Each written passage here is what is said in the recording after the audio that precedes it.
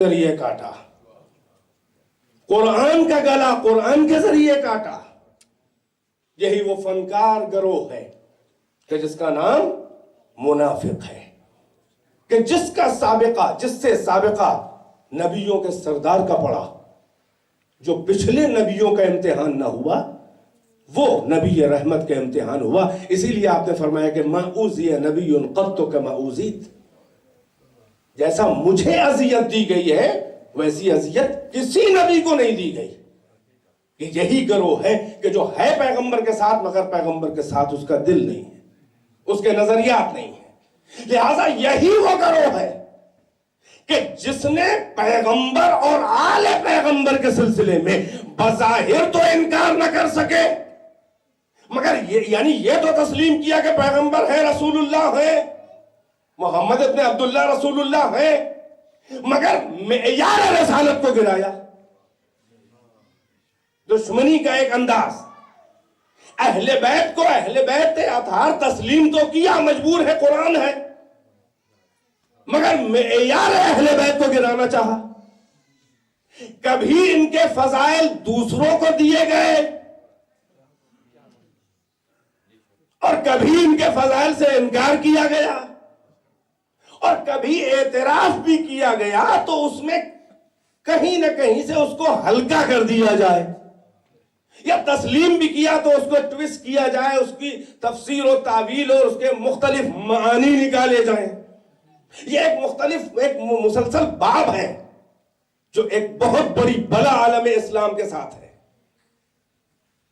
حقیقت یہ ہے کہ عزائے حسین یہ ایک ایسی سیاسی عبادت ہے، توجہ کیجئے گا میں کیا عرض کر رہا ہوں، یہ ایک ایسی سیاسی عبادت ہے کہ سیاست دشمنان اہل بیت اور سیاست بنی امیہ اس سیاست اہل بیت سے ہار گئی۔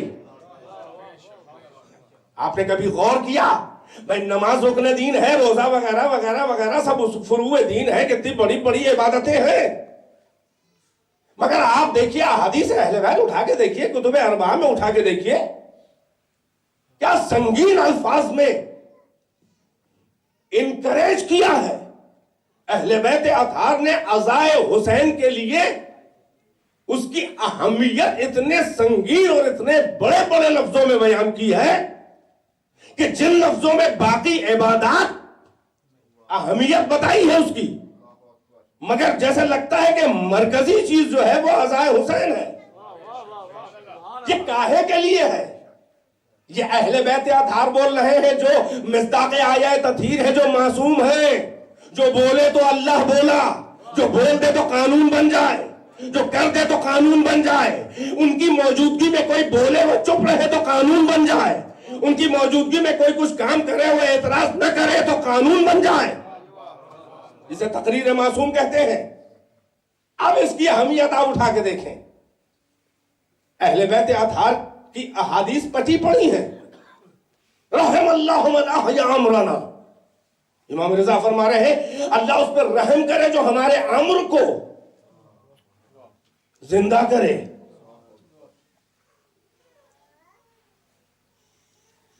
میں نے عرض کیا کہ اعتراض یہ ہوتا ہے کہ قرآن کے خلاف ہے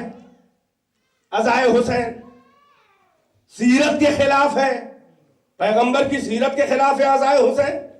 دامن وقت میں گنجائش نہیں ہے، مگر میں فقط اشارہ کروں گا اور تھوڑا سا کل بھی اس کو کنٹینیو کر کے آگے بات کو بڑھاؤں گا۔ بھائی کسے کہتے ہیں عزا، کسے کہتے ہیں غم؟ ہمارا رونا، ہماری عزاداری حضرت یعقوب کا واقعہ نہیں یاد ہے؟ حضرت آدم حضرت حابیل پہ روئے، اور تاریخ آدمیت کا، تاریخ انسانیت کا پہلا مرثیہ ہے جو حضرت آدم نے اپنے بیٹے حضرت حابیل کے لیے کہا۔ وقت نہیں ہے تفصیل کا کہ جس کے حوالے دوں اور اشعار نقل کروں۔ خود قرآن جو ہے وہ حضرت یعقوب کا واقعہ بیان کر رہا ہے۔ ماشاءاللہ آپ کے علم میں ہے، فقط میں اشارہ کر رہا ہوں۔ کہ حضرت یوسف زندہ میں ہے اور باپ سے بیٹا بچھڑ گیا ہے، اور علم نبوت سے باقاعدہ معلوم ہے، اللہ کی طرف سے تسلی و تشفی دی جا رہی ہے کہ تیرا بیٹا ہے یعقوب زندہ ہے،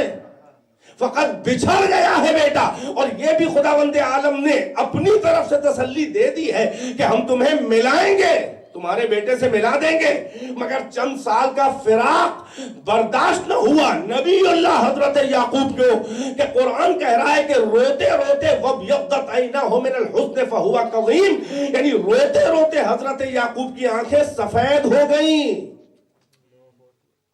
بیٹا زندہ ہے مگر فراق میں رو رہے ہیں، اور کسے کہتے ہیں بچھڑ جانے کے غم میں آنسو بہانا؟ اور قرآن کرٹیسائز نہیں کر رہا ہے بلکہ نقل کر رہا ہے، تعریف کر رہا ہے، اور اس کے بعد کہتے ہیں فَصَبْرٌ جَمِيلٌ، یعنی صبر جمیل ہے، یعنی یعقوب کا رونا اللہ کا نقل کرنا، اور اس کے بعد یعقوب کی زبان سے اپنے بیٹوں سے کہ جن کی سازش تھی ان کے سامنے یہ کہنا کہ صبر جمیل ہے، رونے کے بعد بھی یہ کہنا کہ صبر جمیل کر رہا ہوں، اس بات کی دلیل ہے کہ اذان حسین کی رونا صبر کے خلاف نہیں ہے جو اعتراض کیا جاتا ہے ہمارے اوپر۔ جو فرمانے میں چاہ رہا ہوں کہ قرآنی حقائق آپ کے ذہن میں بیٹھے اور آپ سمجھیں کہ آپ کون سی عبادت کر رہے ہیں۔ اگر یعنی وہ زندے کو رو رہے ہیں فقط فراق میں، بیٹا زندہ ہے اور رو رہے ہیں، فراق یوسف میں حضرت یعقوب رو رہے ہیں۔ قرآن نے بنی اسرائیل پر جب عذاب نازل ہوا، مصیبتوں میں گرفتار ہوئے، تو اللہ نے ایک آیت میں تانا دیا، بہت خاص توجہ اس لفظ کے اوپر، اس آیت کے اوپر۔ اللہ نے قرآن میں تانا دیا فَمَا بَكَتْ عَلَيْهِمُ السَّمَاءُ، آسمان ان پر نہیں رویا۔ اور فرمایا اس آیت کا مفہوم، اللہ بنی اسرائیل پہ جو مصیبتیں عذاب نازل ہوا، بلاؤں میں گرفتار ہوئے، تو خدا تانا دے رہا ہے کہ فَمَا بَكَتْ عَلَيْهِمُ السَّمَاءُ، ان کے اوپر آسمان نہیں رویا۔ اللہ کا یہ تانا دینا ایک نبی کی امت کو کہ آسمان ان پر نہیں رویا، یہ تانا اس بات کی دلیل ہے کہ کسی نہ کسی کے غم میں آسمان رویا، ورنہ تانا دینا غلط ہوتا۔ اب ہمیں قرآن پڑھنے والے بتائیں کہ وہ کون ہے کہ جس پہ آسمان رویا؟ سمیٹ دیا میں نے بیان کو، دامن وقت میں گنجائش نہیں ہے۔ اب سیرت پیغمبر کے حوالے قرآن سے تو ثابت ہی ہے، زندگی میں ایسا ثابت ہے۔ اب دوسری مثال سنت سے، حسین پیدا ہوئے ہیں، مشہور واقعہ ہے، رسول روئے، ہاتھ میں لیے ہوئے ہیں، نومولود بچہ ہے، کہ ایک دم سے پیغمبر جھکے اور بوسہ دے کے جو اپنا چہرہ روئے انور پیغمبر نے اٹھایا تو آنکھوں سے آنسوؤں کی لڑی۔ بیٹی سامنے کھڑی ہے، چہرے کے تاثرات دیکھنا چاہ رہی، حسین کا جیسا حسین بچہ جب جھکے تھے حسین کے چہرے پہ بوسہ دینے کے لیے تو خوشی کے آثار تھے، جب چہرہ اٹھایا ہے تو آنکھوں سے آنسو، چہرہ سرخ ہے۔ بیٹی نے بڑھ کے کہا کہ بابا آپ کا تو کوئی فعل بھی حکمت سے خالی نہیں ہوتا، یہ کیا سبب ہے کہ اس وقت مسرت آپ کو اتنا خوبصورت اور اتنا بے عیب نواسا اللہ نے عطا کیا اور بابا آپ آنسو بہا رہے ہیں؟ کہا بیٹی ابھی ابھی جبرائیل امین نازل ہوئے اور اللہ کی طرف سے یہ پیغام سنایا کہ خداوند عالم فرما رہا ہے کہ اے میرے حبیب، وہ وقت کیسا ہوگا جب میرے دین، میری توحید اور آپ کے دین اسلام کی خاطر، میرے اور آپ کے نام اور مقصد کی خاطر، جب یہ بچہ فرات کے کنارے 3 دن کا بھوکا اور پیاسا ذبح کر دیا جائے گا اپنے احباب اور انصار اور اپنے گھر والوں اور بچوں کے ساتھ،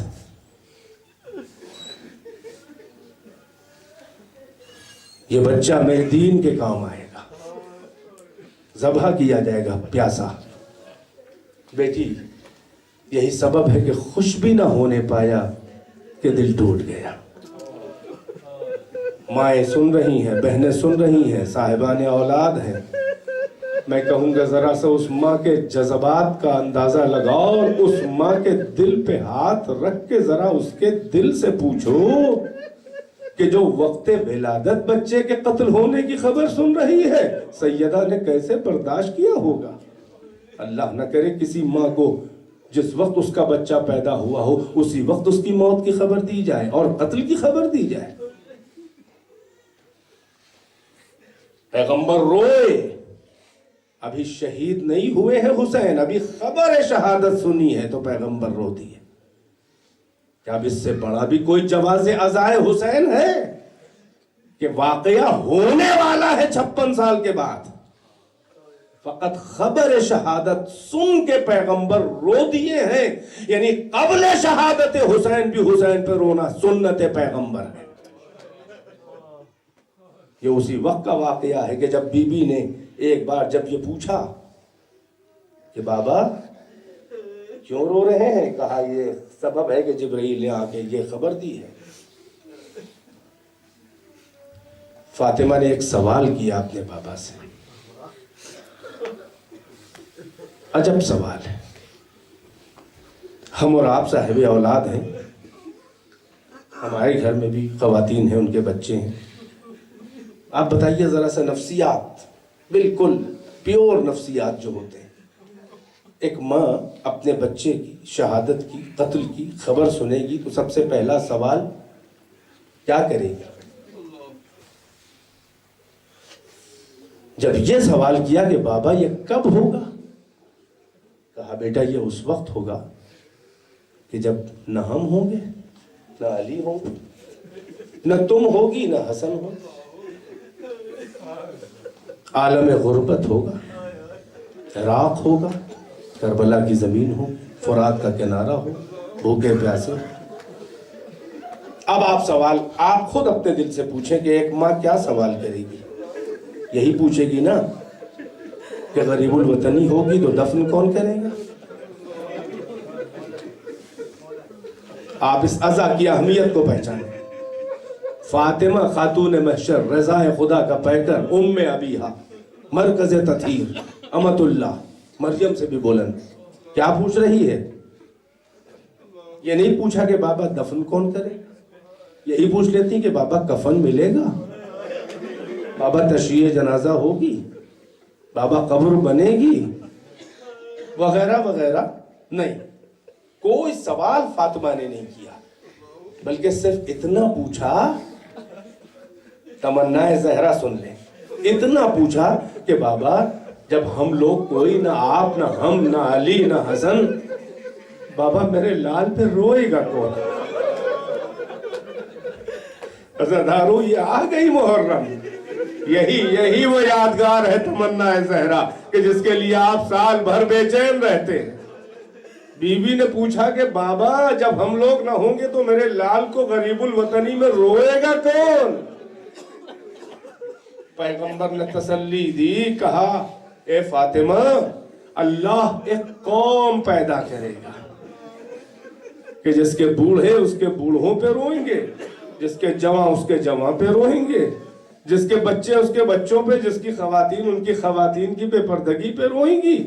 یہ وہ قوم اللہ پیدا کرے گا۔ خوش قسمت ہے آپ کہ اللہ نے آپ کو اسی قوم میں شمار کیا ہے کہ جو تمنا زہرا ہے، جو تمنا بطول ہے۔ عزادارو یہی سبب ہے کہ جب حسین ادھر شہید ہوئے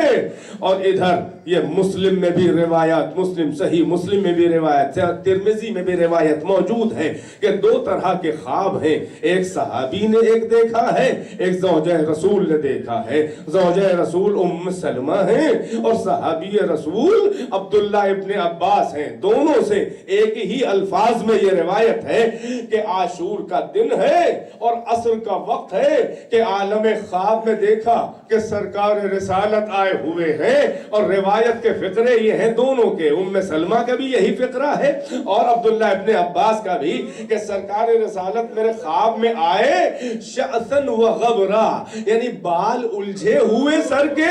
اور سر کے اوپر غبار خاک پڑی ہوئی اور عالم عزاداری میں بالکل بالکل برہنا سر برہنا اس حال پریشان میں مجھے خواب میں نظر آئے تو میں نے کہا کہ یا رسول اللہ آپ کا یہ حال بیزار کیوں دیکھ رہی ہوں جو کبھی نہیں دیکھا؟ پیغمبر نے کہا اے ام سلمہ تجھے معلوم ہے میں کربلا سے آ رہا ہوں، ارے میرا حسین پیاسا شہید کر دیا گیا، یہ خاک کربلا ہے جو میں اپنے سر پہ ہم نے ڈالی ہے، یہ عزا کے آداب جو آپ سر پہ خاک ڈالتے ہیں یہ سنت پیغمبر ہے، یعنی عزائے حسین میں بالوں کو پریشان رکھنا اور اپنے سر پہ مصیبت زدگاں کی طرح سے خاک ڈالنا یہ سنت پیغمبر ہے کہ جو ایک صحابی بیان کر رہا ہے اور ایک زوجہ رسول بیان کر رہی ہے، اور اس کے بعد پیغمبر نے کہا کہ اے ام سلمہ میں کربلا سے آ رہا ہوں اور یہ کربلا کی خاک میرے سر کے اوپر ہے۔ اسی خواب کی بے چینی میں جو پیغمبر کی زوجہ ام سلمہ کی آنکھ کھلی تو ایک بار فوراً ذہن گیا اس واقعے کی طرف کہ جب میرا حسین مدینے سے نکل رہا تھا اور اس وقت میں نے یہ مجھ سے کہہ کے جا گیا تھا کہ اے نانی اب ملاقات آپ سے نہیں ہوگی اس لیے کہ میں راہ خدا میں گلا کٹانے جا رہا ہوں، تو اس وقت میں بہت بے چین تھی اور میں نے کہا تھا اے میرے لال ہمیں کیسے علم ہوگا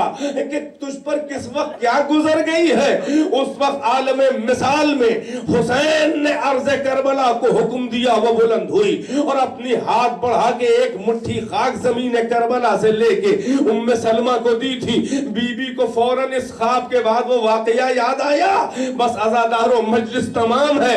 ام سلمہ جلدی جلدی دوڑ کے اس طاق میں گئی کہ وہ خاک جس شیشی میں رکھ کے محفوظ رکھ لی تھی، بس جیسے ہی اس خاک کی شیشی پہ نظر پڑی دیکھا دم امیر یعنی تازہ خون جوش مار رہا ہے، ارے سر سے ردا ہٹا کے بالوں کو زوجہ رسول نے پریشان کیا، سر و سینہ پیٹ کے کہا واہ حسینہ، اس صغرا کو ڈھونڈتی ہوئی گئی، گلے سے لگا کے کہا اے صغرا ارے تیرا بابا عالم غربت میں مارا گیا، اے بچی تو یتیم ہو گئی۔ ہاں عزادارو ارے یہ وہی عزاداری ہے کہ جو 1400 سال سے چلی آ رہی ہے، یہ سنت پیغمبر بھی ہے، یہ سنت صحابہ بھی ہے، یہ سنت ازواج پیغمبر بھی ہے، یہ سنت اہل بیت اطہار ہے۔ بس عزادارو مجھے نہیں علم ہے کہ یہ شب ہلال ہے، مگر سنو 1400 سال گزر گئے ہیں مگر آج بھی آپ کا غم تازہ ہے، سیدہ کے لال کا ماتم تازہ ہے، اس میں کتنے سادات بھی ہیں اور کتنے ایسے ہیں جو سید نہیں ہیں مگر حسین کے چاہنے والے، حسین کو امام ماننے والے، بی بی کی شفاعت کے طلبگار ہیں۔ 1400 سال کے بعد بھی اس غم کا عالم یہ ہے کہ جب ہلال محرم دیکھتی ہیں بیویاں، ہمارے ہندوستان اور پاکستان کی رسم یہی ہے کہ عورتیں فوراً عزا خانے میں آتی ہیں اور اپنا سہاگ بڑھا دیتی ہیں، چوڑیاں توڑ دیتی ہیں۔ بڑی بدشگونی ہے ہندوستان پاکستان کے ماحول میں، یہ کلچر ہے ہمارا کہ شوہر کے ہوتے ہوئے ایک چوڑی بھی ٹوٹ جائے، اگر بے اختیاری میں بھی ٹوٹ جائے تو اس خاتون کو شک ہونے لگتا ہے کہ اللہ خیر کرے، میرے وارث کا میرے سر پہ سایہ قائم رہے۔ ارے عجب یہ چاہنے والے ہیں سیدہ کی، عجب یہ چاہنے والی عزادار ہے حسین کی کہ جن کی ایک چوڑی چٹک جائے تو بے چین ہو جاتی ہے، مگر غم حسین میں چوڑیوں کو عزا خانوں میں توڑا جاتا ہے، اپنے سہاگ کو بڑھا دیا جاتا ہے، اس لیے کہ جب نبی زادیوں کا وارث نہ رہا تو ہمیں کیا حق ہے کہ ہم نے اپنے وارث کے لیے شک کرے۔ لہٰذا 1400 سال کے بعد بھی یہ انداز ہے عزاداری کا۔ بس عزادارو چند جملے کہوں گا اور زحمتیں تمام کر دوں گا۔ آج ہم ہلال محرم دیکھ رہے ہیں تو ہمارا یہ عالم ہے، ذرا سوچو ہم وارث حسین تو نہیں ہیں، ہم وارث عزا تو نہیں ہیں، ہم سلسلہ امامت کی کڑی تو نہیں ہیں، ذرا اپنے امام کا پردہ غیب میں حال سوچو کہ جو واقعہ شہادت حسین اپنی نین اللہ آنکھوں سے آج بھی دیکھ رہا ہے، اس امام کا کیا حال ہوتا ہوگا جب ہلال محرم نمودار ہوتا ہوگا۔ اور یہ ہلال محرم جب پہلی بار جب کربلا کے قریب قافلہ حسین تھا، اور جب حسین اور نبی زادیوں نے یہ ہلال محرم دیکھا ہوگا، اس وقت ان کا کیا عالم ہوا ہوگا۔ اور عزاداروں، پھر جب 1 سال گزر کر پہلی بار جب پھر سے محرم آیا ہوگا تو اہل بیت اطہار نے اس وقت دیکھا ہوگا وہ ہلال محرم، تو ان پہ کیا گزری ہوگی۔ اور اس کے بعد وارث حسین جو اہل بیت اطہار میں ائمہ گزرے، لہٰذا آپ سنیں کہ امام جعفر صادق علیہ السلام کے سلسلے میں یہ روایات میں ملتا ہے کہ امام جعفر جیسے ہی ہلال محرم دیکھتے تھے چہرہ آپ کا زرد ہو جاتا تھا، لوگوں سے ملنا جلنا چھوڑ دیتے تھے، اور فقط یا حسین یا حسین عزائے حسین کرتے رہتے تھے، حسین پر گریہ و ماتم کرتے رہتے تھے۔ ارے میں کہوں گا اے اہل بیت کے اماموں، آپ اپنے علم امامت سے واقعہ شہادت کو دیکھ کے آپ رو رہے ہیں۔ اے امام زمانہ، آج آپ خون کے آنسو رو رہے ہیں۔ یہ آپ کے امام کا فقرہ ہے عزائے حسین میں کہ یا جداہ ولو اخرتنی الدہور وآقنی ان نصرک المقدور فلا اندبن علیک صباحا ومساء ولا ابکین علیک بدل الدموع دماء۔ اے جد بزرگوار، اے حسین، میرے مقدر نے اس وقت آپ کی اس طرح نصرت نہ کرنے دی جیسے آپ کے انصار و احباب نے کی، اور میں اس وقت کربلا میں موجود نہ تھا اے میرے جد شہید و مظلوم، مگر اے میرے جد میں ہر صبح و شام آپ پر نوحہ پڑھتا رہتا ہوں، اور فلا ابکین علیک بدل الدموع دما، اور اے مجد بزرگوار، میں آپ پر خون کے آنسو، پانی کے آنسو نہیں بلکہ آنسوؤں کے بدلے آنکھوں سے خون روتا ہوں۔ یہ زیارت ناہیہ میں آپ کے وقت کا امام وارث حسین، وارث عزاداری، یہ آج بھی کہہ رہا ہے۔ اب اندازہ لگاؤ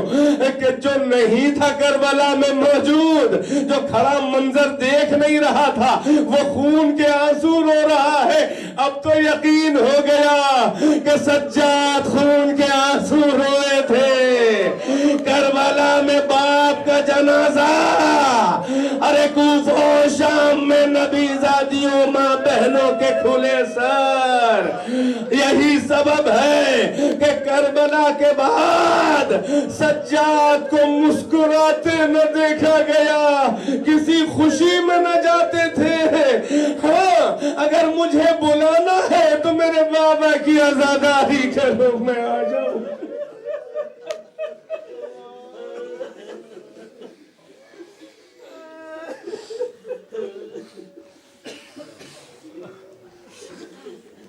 فَسَيَعْلَمُ الَّذِينَ ظَلَمُوا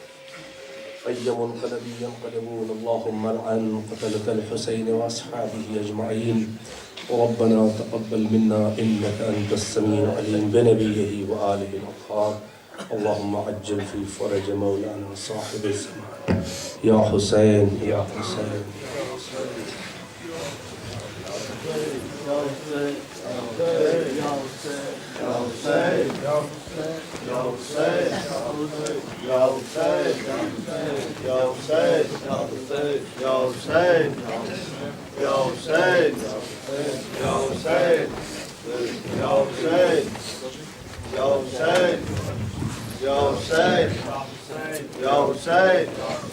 Ya Hüseyin